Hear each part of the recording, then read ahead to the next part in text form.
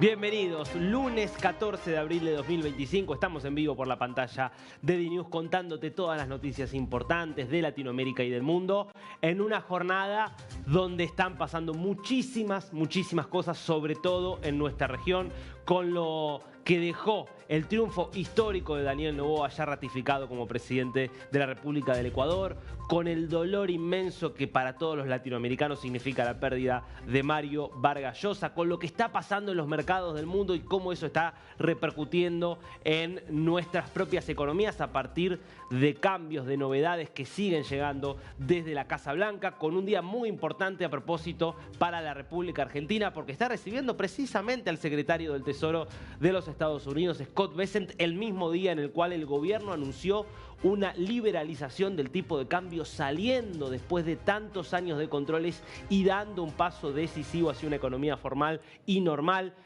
Todo esto está pasando en América Latina, de todo esto vamos a estar hablando por supuesto en la pantalla de DNews, pero el tema saliente, sin dudas, las elecciones en Ecuador, porque Ecuador y América Latina se jugaba, y se jugaba mucho, se jugaba si ganaba una propuesta política que en definitiva apunta a una inserción de América Latina en el mundo democrático y libre, o si ganaba una propuesta política que buscaba, entre otras cosas, reconocer a la dictadura de Nicolás Maduro y empezar a regresar de alguna manera a eso que, bueno, implica Maduro, Irán, el terrorismo internacional y un montón de cosas que tienen que ver con lo más oscuro de nuestra América Latina. Eso era lo que se resolvía ayer, por eso fue tan sorpresivo lo categórico del triunfo de Daniel Noboa. Vamos a los resultados finales para empezar esta recorrida, donde te vamos a contar lo que pasó, por qué pasó lo que pasó y qué es lo que se viene en los próximos 4 años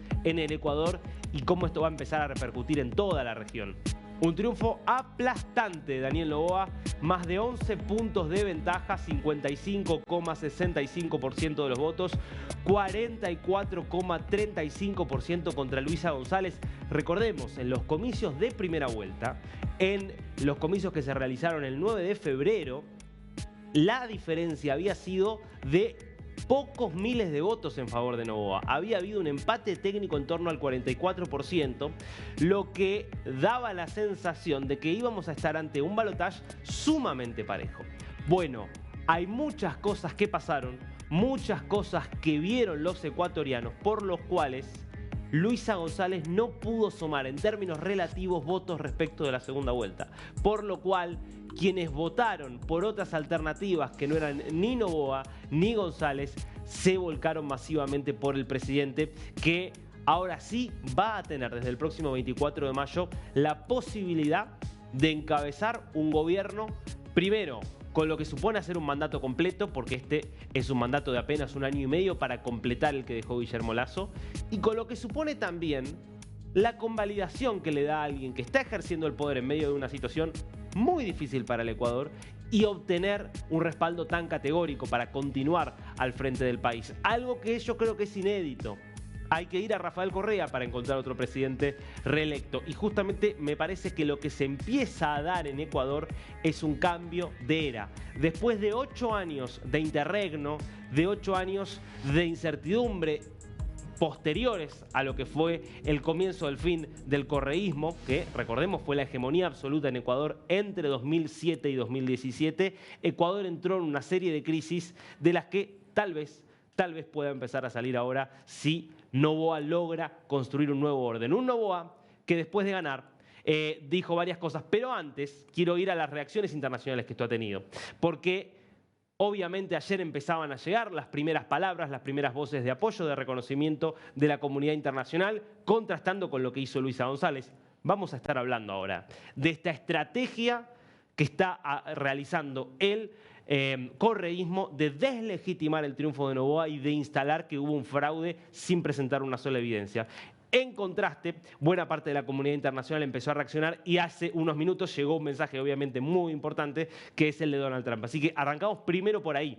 Este mensaje que publica en su cuenta de la red social Truth. Felicitaciones a Daniel Noboa, que va a ser un gran líder para el maravilloso pueblo ecuatoriano. Él no los va a defraudar. y él mismo replicando un informe de la BBC que habla del triunfo de Noboa. Recordemos, Noboa y Trump se habían visto el mes pasado. Hace realmente, creo que incluso menos de un mes, más cerca de 3 semanas que de un mes, había habido una visita en Mar-a-Lago a la cual el presidente Noboa había ido junto a su esposa, la primera dama Lavinia Balbonesi. Seguramente recordarán la foto que estuvo circulando en ese momento a partir de esa reunión, pero es una señal importante. Claramente Noboa tiene un vínculo que es bastante cercano con la administración Trump y con algunos sectores de la administración Trump, y Ecuador me parece que se pone en línea con un occidente que empieza a acomodarse en torno a lo que viene desde los Estados Unidos, y que me parece que hay ahí un alineamiento que es económico, que es también geopolítico y que marca un rumbo completamente diferente del que tendríamos si ayer quien se hubiera impuesto en las urnas hubiera sido Luisa González, la candidata de Rafael Correa. Una candidata que eligió, a pesar de la contundencia del triunfo de Noboa, plantear que acá hubo un fraude grotesco. Escúchalo de su propia voz. Para garantizar probablemente el más grotesco fraude electoral ante el cual estamos presenciando los ecuatorianos.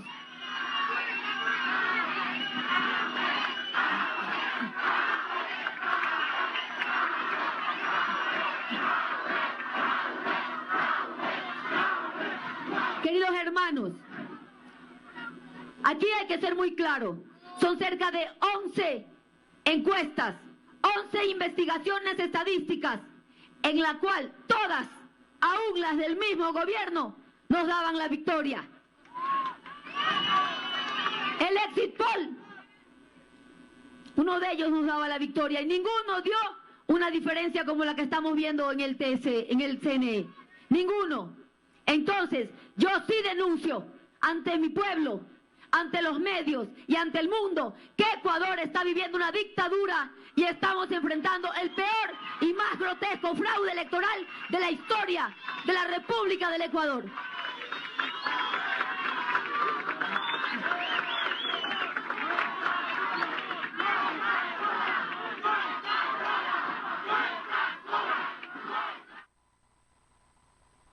Dictadura y el más grotesco fraude electoral de la historia. Muy llamativo la respuesta, porque estamos ante una dictadura, digo, siguiendo la línea de pensamiento de lo que plantea Luisa González, en la cual cualquiera pudo competir para las elecciones. Rafael Correa pudo poner al candidato que él quiso. Él no puede ser candidato porque está con un prófugo de la justicia y con una condena por corrupción. Una condena que ni siquiera se la puso este gobierno. Es decir, no puede Correa decir que quien lo persigue es Noboa. La condena viene ya de la época en la que Lenín Moreno era presidente. Imagínense, Lenín Moreno, que aparte había sido puesto en la presidencia por el propio Correa. Es decir, que acá no hay forma de plantear que Correa está siendo perseguido. Y además él pudo poner a la candidata que quiso. Él eligió a Luisa González, fue quien lo representó. Y después es una dictadura con fraude donde hubo observadores de todo el mundo que pudieron verificar el proceso, que pudieron expresar si vieron irregularidades o no. Hasta ahora ningún ente autónomo ha planteado y se ha pronunciado en términos de que haya habido alguna irregularidad. Raro, sobre todo cuando venimos de un fraude que sí fue fenomenal y escandaloso, que es el que realizó Nicolás Maduro mientras violaba masivamente los derechos humanos de los venezolanos.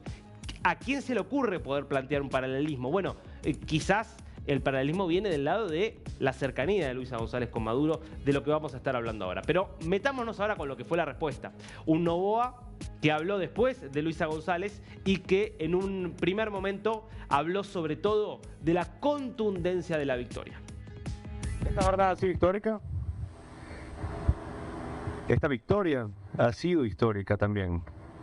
Una victoria de más de 10 puntos, una victoria de más de 1 millón de votos, donde no queda ninguna duda de quién es el ganador. Y eso ha sido a base de perseverancia, de lucha, de trabajo, de cada uno de los miembros de este equipo que busca ese nuevo Ecuador, este equipo que lucha día a día para poder tener un país mejor para sus hijos de lo que ellos tuvieron. Quiero agradecer públicamente a todo fue mi gabinete también. Durante el primer periodo, muchos ministros han hecho un trabajo increíble, con muy pocos recursos, con muy pocas posibilidades de éxito, y aún así han logrado grandes cosas. Bueno, desde Olón, donde estuvo siguiendo, donde votó y donde estuvo siguiendo todo el proceso electoral, daba estas palabras Noboa, rodeado y ladeado por las dos mujeres más importantes de su vida y de su carrera política, que son la primera dama, Lavinia Balbonesi, y su madre, Anabela Sin, central no solo para su vida, como obviamente toda madre, pero además central también para su vida y su trayectoria política. Y que atención, porque va a tener ahora un rol mucho más importante del que tuvo en este mandato que cumplió, que correspondía a Guillermo Lasso, porque va a estar justamente liderando a ADN, al partido del presidente Noboa, en una nueva Asamblea Nacional. Algunos creen que podría ser hasta la propia presidenta de la Asamblea Nacional. Sería una cosa pocas veces vista, un presidente de la República que es hijo de la presidenta de la Asamblea Nacional. Cuando termina su discurso, tiene un breve intercambio con periodistas que le preguntan a Noboa por lo que se viene, pero además por lo que había planteado Luisa González, de que acá hubo un fraude en los términos que ella misma utilizó. Y esta fue su respuesta. La candidata al correísmo ha dicho que no va a reconocer los resultados y ha llamado a que se abran las urnas para que se lo haga el conteo de votos. ¿Qué le responde usted, presidente? Yo no tengo que responderle nada ahí. Yo le respondo... ¿Cuál es su reacción? Me parece penoso que con 11, 12 puntos de diferencia trate de alguna forma cuestionar la voluntad de los ecuatorianos. Creo que los ecuatorianos ya se pronunciaron, ahora hay que trabajar desde el día de mañana. ¿Eso qué va a hacer desde mañana? ¿Cuál es su cómo va a vivir su primer día ya como presidente electo? Bueno, mañana se trabaja, mañana regresaré a Quito. En Quito tenemos muchas reuniones pendientes, muchas cosas pendientes que hacer y planificar también la agenda de los próximos años en la parte legislativa, así mismo como en la parte ejecutiva. ¿El tema del gabinete lo cambiará? ¿Va a haber cambios de gabinete? En todo nuevo periodo de cambios, iremos comunicando cada uno de los cambios a lo largo del tiempo. Entonces sí va a ocurrir. Sí, como en todo nuevo periodo tiene que haber cambios. Muchas gracias, muy amables, gracias. Bueno, dos cuestiones importantes. Primero, me quedo con justamente lo último, que habla sobre el futuro. Después vamos a estar volviendo, porque vamos a cerrar este segmento pensando qué es lo que se viene para el futuro del Ecuador. Los desafíos son gigantescos. Noboa probablemente esté en mejores condiciones que muchos de sus antecesores para hacer frente a esos desafíos, pero los desafíos son gigantescos, y ya hablando de que seguramente va a haber cambios. Va a haber un nuevo equipo probablemente que lo esté acompañando. Por lo pronto va a haber una nueva vicepresidenta, no estará más Victoria Abad, que fue un problema a lo largo del año y medio de mandato de Noboa, con quien estuvo enemistado desde el día 1 y que tantos conflictos hasta legales terminó generando. Distinta va a ser la historia, me parece, con María José Pinto, que es quien va a estar acompañándolo desde el 24 de mayo, pero después se refería a esto, ¿no? A esta denuncia realizada por Luisa González y por todo el aparato de la Revolución Ciudadana, con algunas excepciones, como por ejemplo nos lo contaba ayer César García, puntualizando en el alcalde de Guayaquil del correísmo, diciendo no, hay que saber perder, ¿eh? Acá hay que ser buenos perdedores.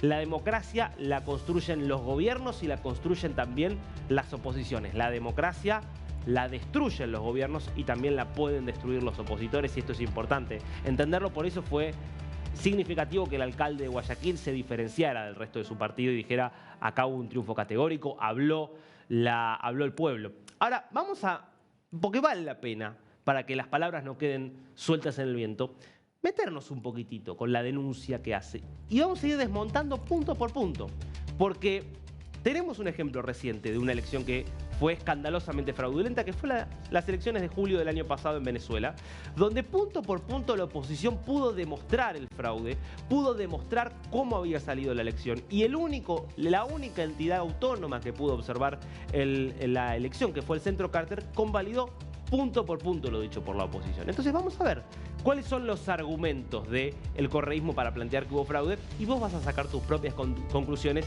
sobre si hay un argumento real o lo que hay es algo mucho más peligroso, que es un intento de deslegitimar la propia voluntad popular. Rafael Correa estuvo liderando este proceso desde el exilio en Bélgica para huir de la justicia ecuatoriana. Publicaba esto cuando ya se conocían los resultados. Y fíjate qué interesante. Dice, esto es estadísticamente imposible. Nos gobiernan delincuentes. Es muy llamativo que alguien que podría considerarse un delincuente porque está con condena de la Corte Suprema por corrupción, llame delincuentes a funcionarios, a miembros de un gobierno que en principio no tienen condenados por corrupción. Pero nos olvidamos de eso. Y él muestra esto, ¿no? Diferencia de votación Daniel Noboa, Luisa González. Vos fíjate, y esto dice que es estadísticamente imposible. Segunda vuelta 2023. 371.000 votos en favor de Daniel Noboa frente a Luisa González. Primera vuelta de 2025, 16.700 votos a favor de Daniel Noboa. Segunda vuelta de 2025, 1.162.000 votos. A ver, ¿cómo va a ser estadísticamente posible si son tres elecciones diferentes? ¿Se entiende el absurdo del planteo? Es decir, él acá lo que está notando es que hubo una variación muy importante entre las tres elecciones respecto de la cantidad de votos que saca Noboa de diferencia de Luisa González. Pero el argumento de que como hubo mucha diferencia de votos, eso es estadísticamente imposible, es absurdo, si son todas elecciones diferentes. ¿En cuántos casos una persona que vota de una manera en una elección puede votar diferente en otra? Pero además hay otra cuestión. Él ahí está comparando la segunda vuelta del año 2023, cuando Noboa había sacado solamente 24% de los votos en la primera vuelta y después tiene que revertir la diferencia que había sacado Luisa González en la primera vuelta. Estamos hablando de las elecciones que convierten a Noboa en presidente. Un Noboa que era absolutamente desconocido, lógicamente no iba a sacar tantos votos. Termina igual remontando muchos más, porque de 24 termina subiendo a 54. Es decir, Noboa saca 30 puntos más. Con el criterio de Correa es estadísticamente imposible subir de 24 a 54. ¿Por qué sería imposible? Era una segunda vuelta y en la segunda vuelta consiguió los votos de mucha gente que no habían votado ni por él ni por Luisa González. Y él después da el otro argumento. Dice, bueno, en estas elecciones, en la primera vuelta, la diferencia fue mínima. Es verdad, la diferencia fue mínima. Ahora, Noboa ya la gente lo vio gobernar y sacó 20 puntos más de lo que había sacado en la elección pasada. Y de hecho Noboa termina sacando el 55% de los votos. No saca tantos votos más de los que había sacado en la segunda vuelta del año 2023. ¿Cómo va a ser estadísticamente imposible que después de verlo gobernar mucha gente haya decidido votar por él? Lo llamativo quizás sea la cantidad de votos que sacó Luisa González en la primera vuelta, y después vamos a estar hablando de por qué quizás sacó tantos votos en la primera vuelta Luisa González, y vamos a estar hablando también de por qué no sacó tantos votos en la segunda. La Revolución Ciudadana después saca un comunicado queriendo argumentar el fraude. Y vamos a ver punto por punto lo que plantea este comunicado, porque vas a ver que todo es carente de la más mínima evidencia. Lo primero que dice es manipulación de actas oficiales. Decenas de actas oficiales sin firma ni validez legal certificaron exclusivamente resultados favorables a Daniel Noboa. Acá fue Daniel Arauz, el ex candidato presidencial de Correa, quien publica seis, ¿escuchás bien? 6 actas que no tienen firma. ¿Ese es tu argumento para mostrar que hubo fraude? ¿Que algunas actas fueron publicadas sin firma? ¿Realmente? Por otro lado, si vos tenés actas o pruebas de que hubo mesas en las que el resultado fue otro, ¿por qué no las presentás? Porque acá pareciera que es el mismo argumento que Maduro. La oposición venezolana dice, acá tenemos las actas mesa por mesa que muestra cuántos votos sacó Edmundo González Urrutia y cuántos votos sacó Maduro. Maduro dice, no, eso es mentira. Pero no presenta actas Maduro para justificar cuántos votos sacó. Bueno, acá es lo mismo, pero al revés. Acá el gobierno dice, mira, mesa por mesa. El gobierno no. El CNE dice, acá sacamos tantos votos. Luisa González y la Revolución Ciudadana dicen, no, es mentira. ¿Y entonces cuántos sacaron? Ah, no sabemos, que cuenten de vuelta. Sigamos con el segundo punto. Restricciones ilegales para evitar documentación visual del fraude. Se impidió ilegalmente usar celulares en los recintos electorales bajo amenaza de multas. escuché este argumento porque es muy interesante. ¿Qué hizo el CNE? El CNE dijo que no se iba a poder sacar una foto de dentro del biombo en el cual se estaba marcando la opción por la cual se iba a votar.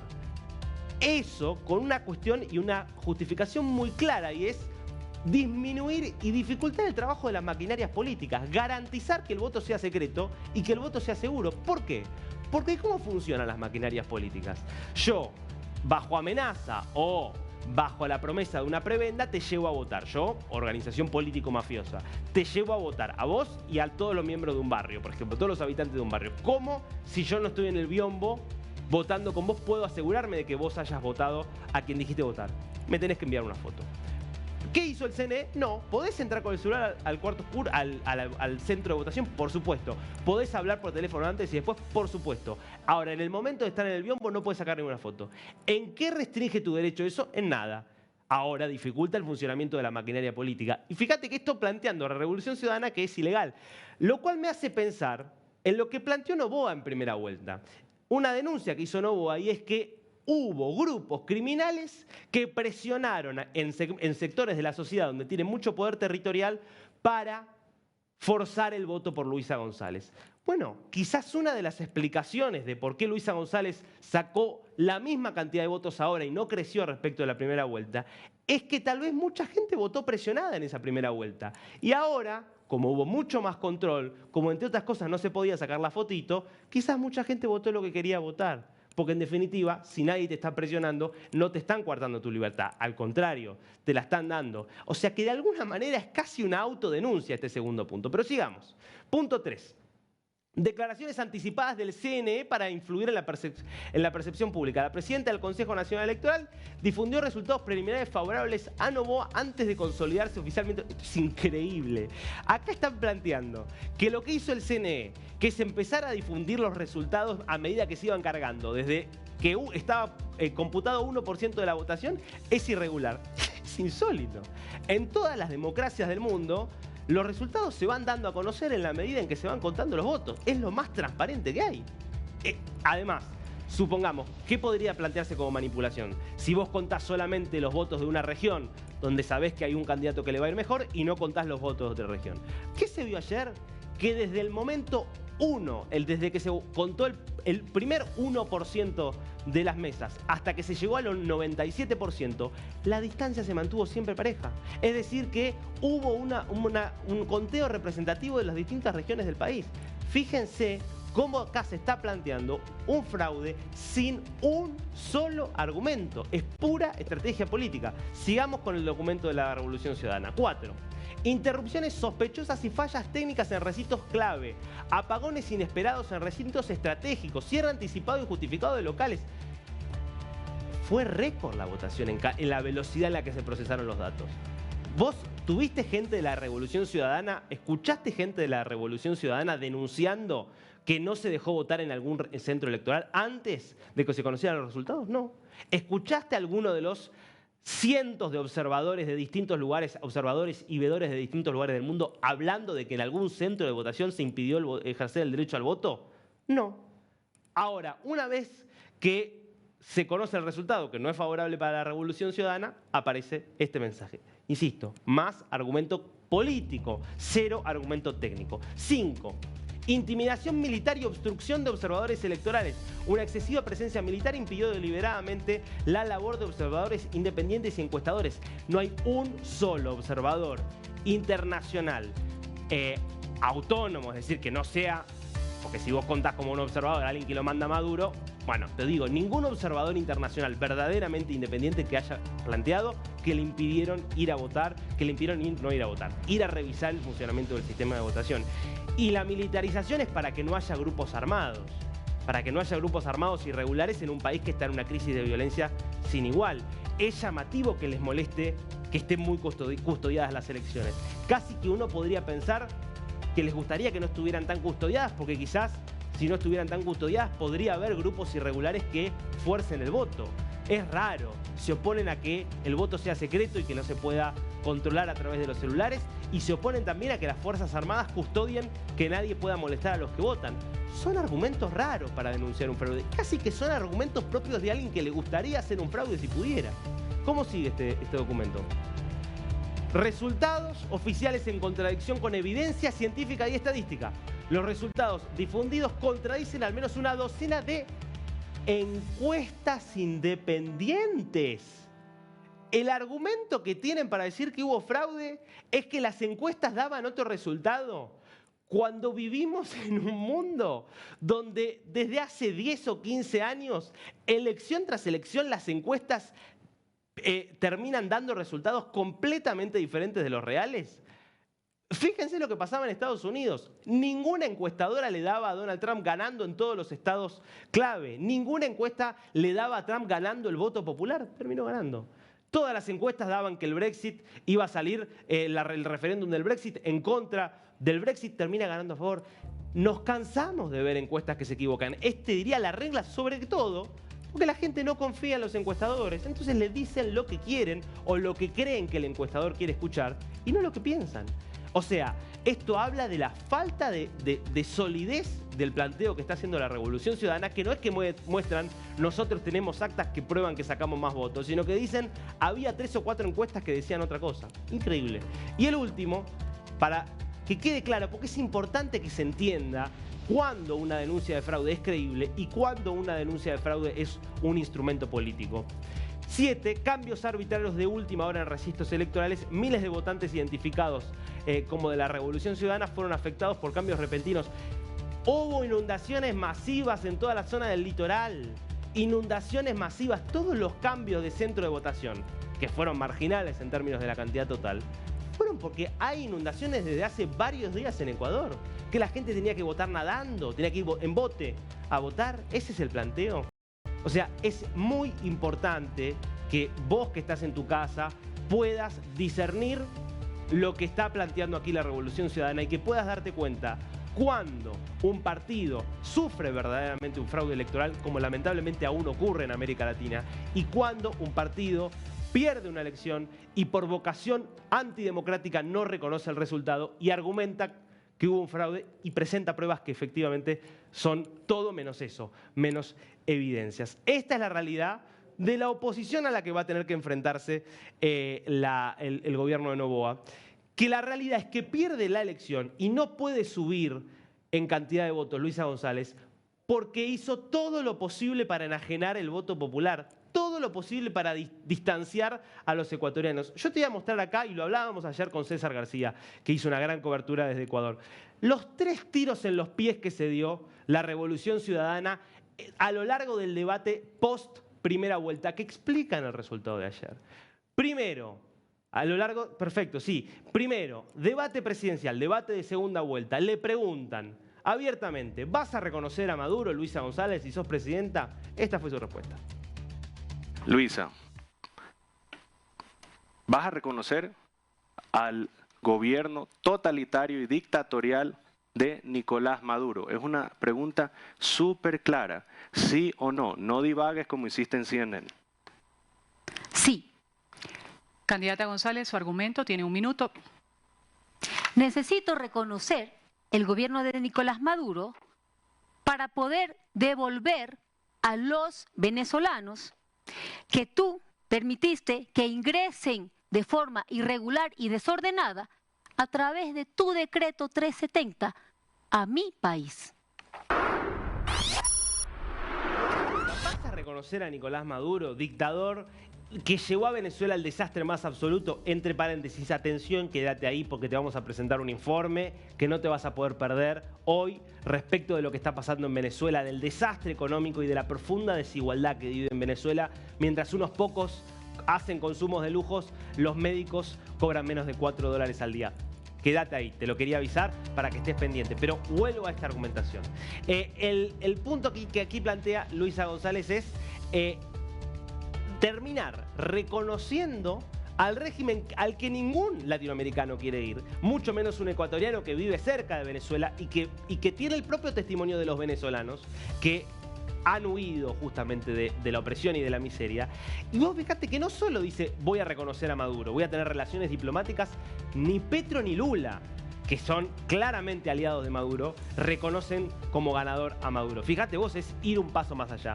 Pero además dice otra cosa. En vez de solidarizarse con los venezolanos que se fueron desesperados de Venezuela por la represión y por el hambre, no, se solidariza con Maduro y dice, lo voy a reconocer para poder expulsar a estos venezolanos. Bueno, los ecuatorianos escucharon ese mensaje. No fue un mensaje tranquilizador. Como tampoco fue tranquilizador que cuando se discutía la situación de la dolarización, que es una de las razones por las cuales probablemente Ecuador no terminó como Venezuela, que no puede haber una inflación descontrolada y no puede haber una emisión descontrolada de dinero porque justamente el gobierno ya no puede emitir cuando está dolarizada la economía, es justamente por esa razón es que es una de las razones, insisto, por las cuales Ecuador termina pudiendo hoy quizás estar en una situación mucho mejor que la de Venezuela. Sin embargo, en plena campaña, una legisladora de la Revolución Ciudadana, Paola Cabezas, habla de hacer una dolarización a la ecuatoriana, de empezar a modificar la dolarización que tiene justamente todos los venezolanos. Ahora volvemos con este tema.